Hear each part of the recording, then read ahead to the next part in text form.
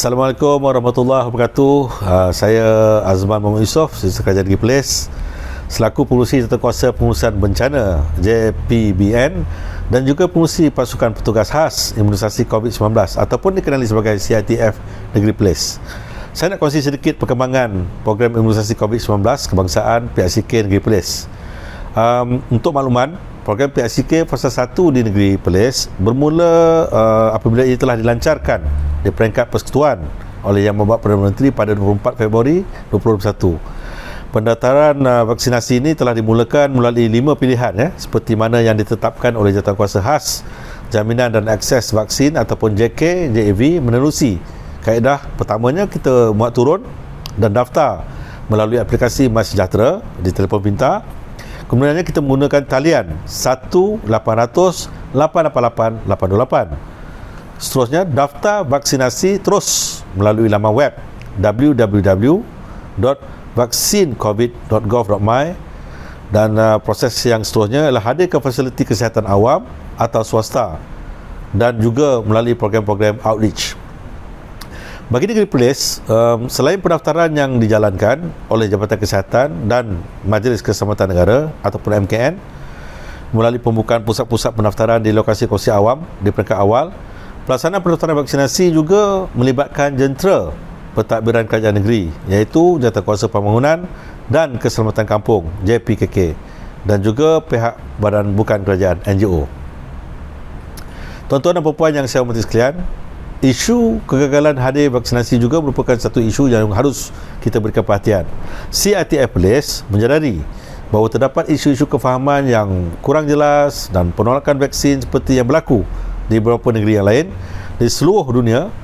Maka isu ini juga tidak merupakan yang asing kepada kita di Negeri Perlis kerana ia memberikan kesan kepada beberapa faktor yang menyebabkan masalah kepada di peringkat pelaksanaan.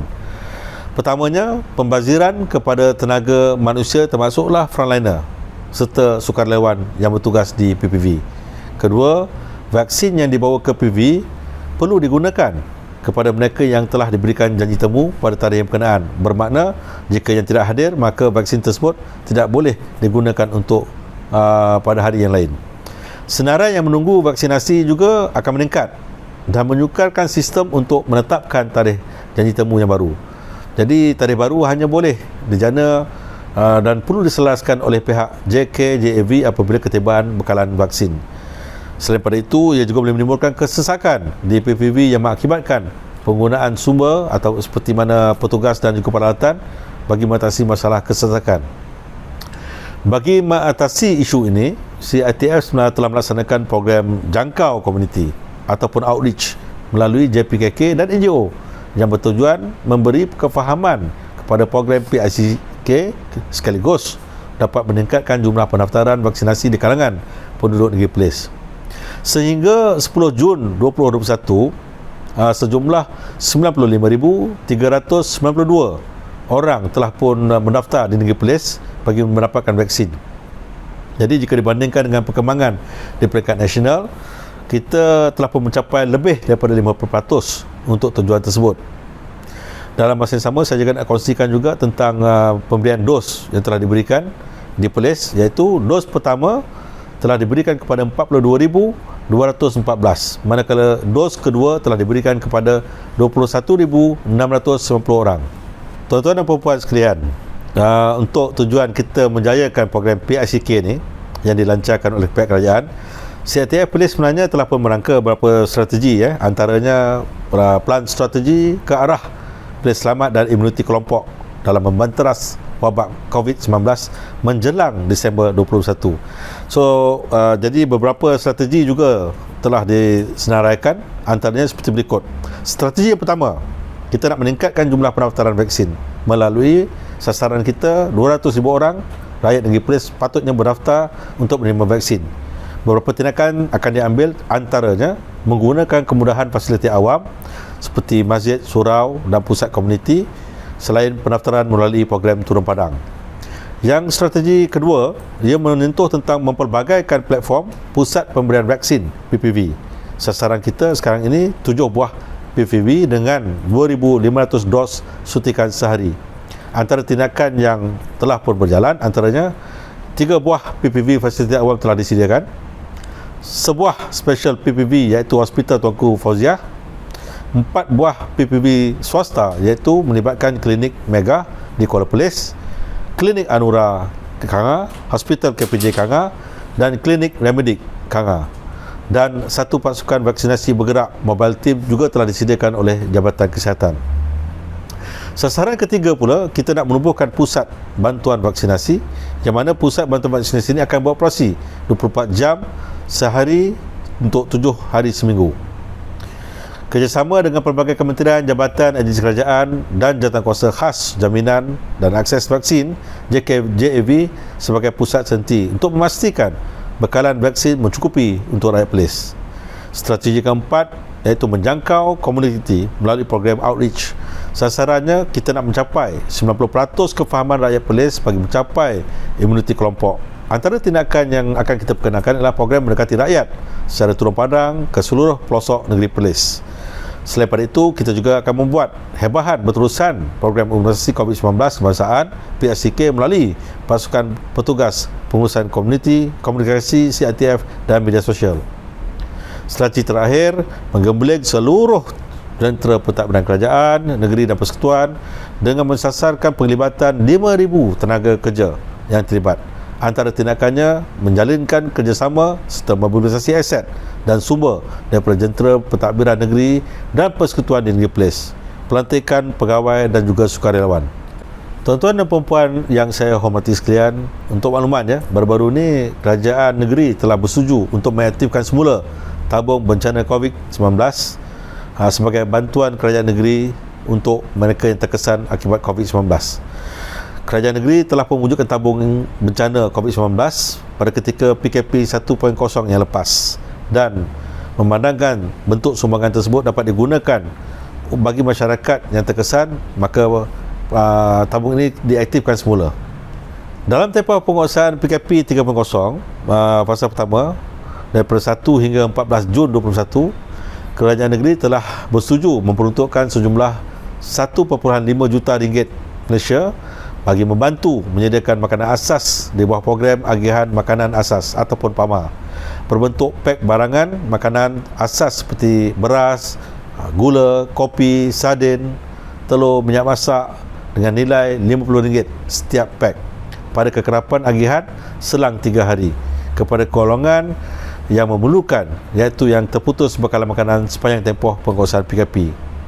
Agihan bantuan dilaksanakan melalui setiap 15 pusat khidmat DON undangan negeri yang digerakkan melalui struktur 387 Jawatankuasa Pembangunan dan Keselamatan Kampung JPKK di seluruh negeri.